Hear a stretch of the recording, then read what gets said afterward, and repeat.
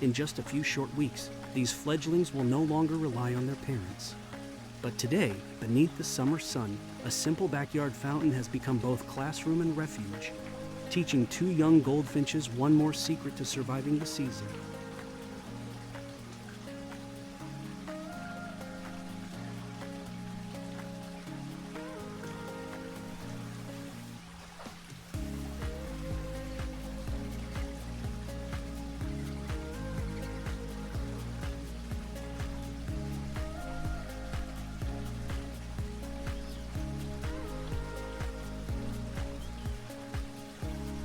What's remarkable is how little it takes to make a difference.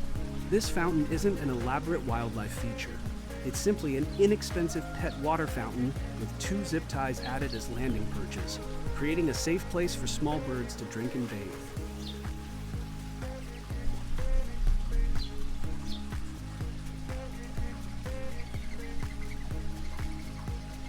During periods of extreme heat, a reliable source of clean, moving water can become a welcome oasis for backyard birds.